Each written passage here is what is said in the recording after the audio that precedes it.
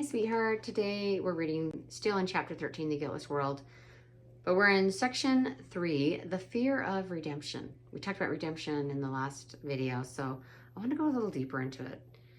This is a really radical idea that was for me originally hard to accept. I'm like, I'm not afraid of redemption. But the ego is.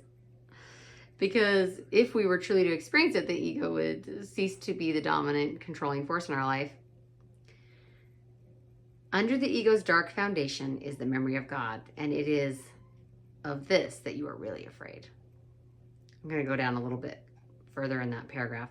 You realize that by removing the dark cloud that obscures it, your love for your Father would impel you to answer his call and leap into heaven. I'll pause here and say, so if we really understood, this is a concept taught in A Course in Miracles, if we really understood, we wouldn't stay in hell for a second longer. You believe that attack is salvation because it would prevent you from this. For still deeper than the ego's foundation, and much stronger than it will ever be, is your intense and burning love of God and his for you. This is what you really want to hide. So that's really such a strange concept to me. Like, why would we hide from God's love? A little further down in the section 3 in chapter 13, it says, in paragraph 5, it says, you are more afraid of God than of the ego. And love cannot enter where it is not welcome, but hatred can, for it enters of its own volition and cares not for yours. You must look upon your illusions and not keep them hidden, because they do not rest on their own foundation. In concealment, they appear to do so, and thus they seem to be self-sustained. This is the fundamental illusion on which the others rest.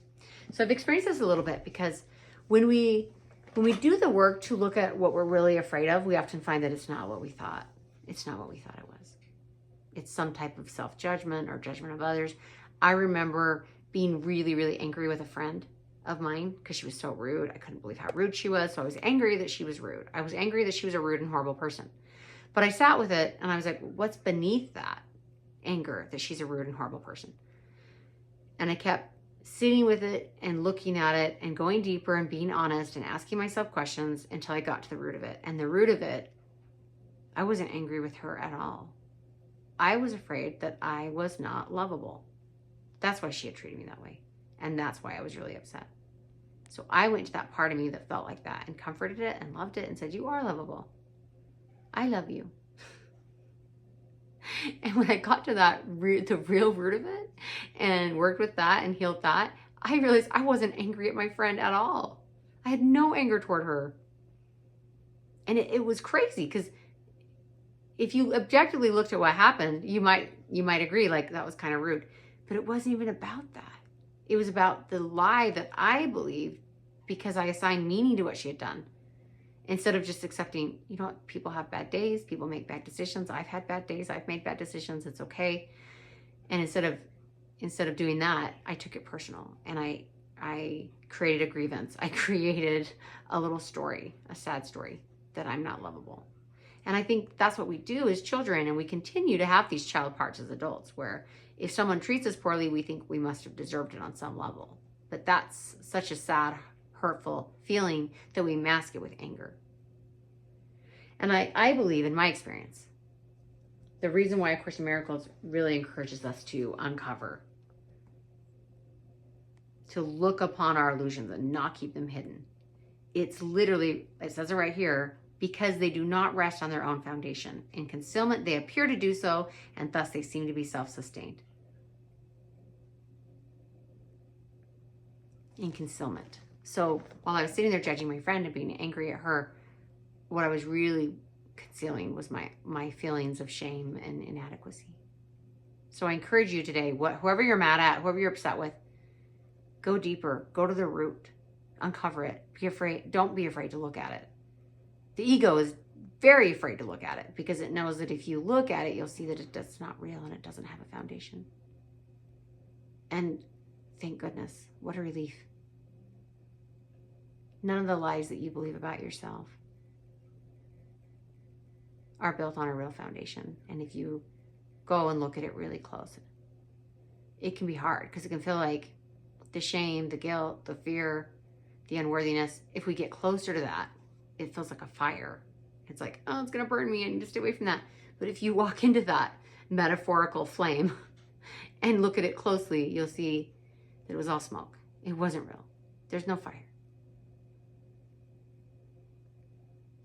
There's nothing inside of your perfect, beautiful heart but love, or a call for love. And that's what A Course in Miracles is really teaching us again and again, over and over, that everything is either love or a call for love.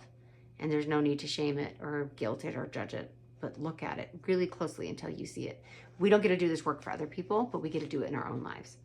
So you're right. There's people out there that aren't doing it, and maybe will never do it, but it isn't about them. Are we going to do it?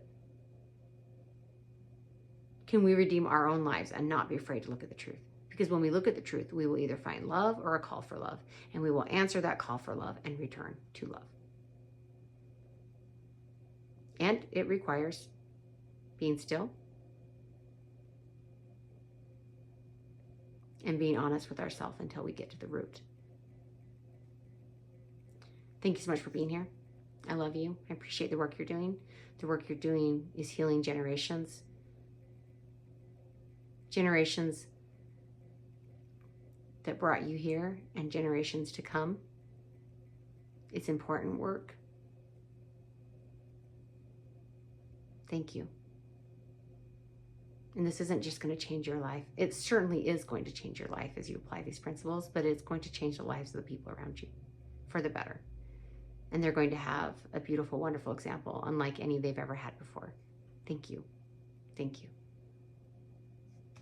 Thank you. I love you so much. See you soon. Mwah.